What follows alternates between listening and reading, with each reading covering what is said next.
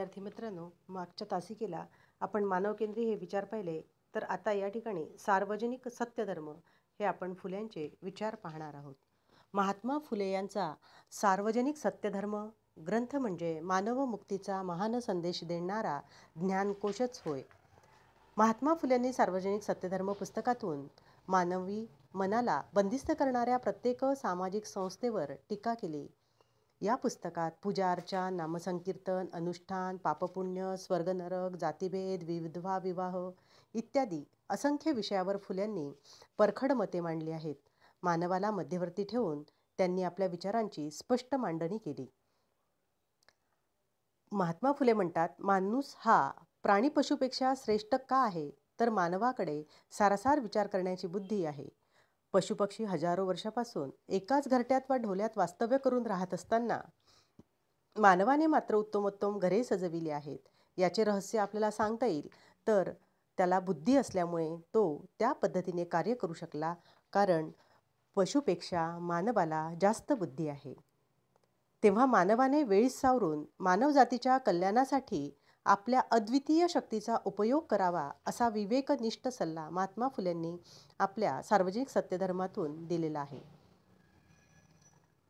समाजाच्या प्रवाह विरुद्ध जाऊन फुल्यांनी सामाजिक मूल्ये, नीतिनियम मानवाच्या सामाजिक गरजांच्या आधारे ग्राह्य ठरावेत अशी मात्र भूमिका घेतली.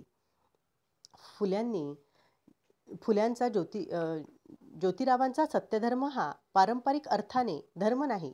पूजा, जपजाप्य, अनुष्ठान, कर्मकांड यात त्यांना स्थान नाही. फुल्यांचा मानवी जीवनाच्या ऐहिक नैतिक सत्यावर भर होता. फुल्यांनी समग्र जातीसंस्थेलाच नाकारले होते.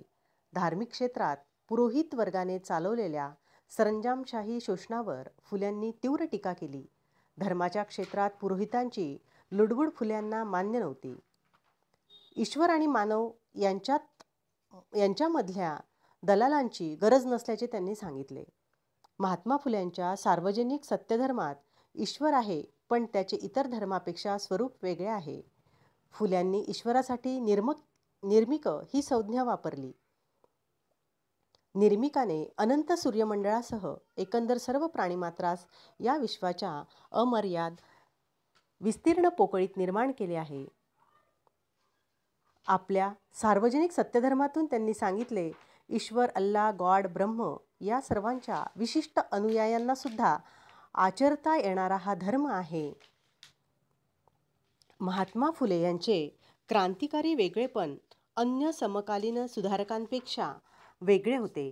सामाजिक परिवर्तनासाठी ज्या क्रांतीची गरज आहे, त्या क्रांतीची नेमकी दिशा व रूपरेखा महात्मा फुल्यांना त्या काळात जाणवली होती. फुल्यांचे क्रांतिकारी विचार युगप्रवर्तक कार्ल मार्क्सशी जुळणारे होते.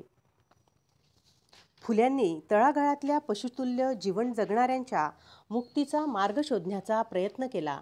या समाजातील सर्व शोषित दलितांचे जातीधर्म निरपेक्ष संघटन घडवून आणल्यास एक प्रचंड मोठी क्रांतिकारी शक्ती यातून उभी राहू शकेल आणि भांडवलदारांच्या व वरिष्ठवर्णीयांच्या कोणत्याही महासत्तांचा पाडावती यशस्वीपणे करू शकेल, हे ज्योतिरावांनी बरोबर हेरले होते. समाज फुल्यांची क्रांती विसरला. क्रांतिकारक फुल्यांची ओळखच हा समाज विसरला. फुल्यांना इतर सुधारकांप्रमाणेच मानू लागला. फार तर त्यांच्यासमोर कर्ते सुधारक हे बिरुद लावण्यात आले.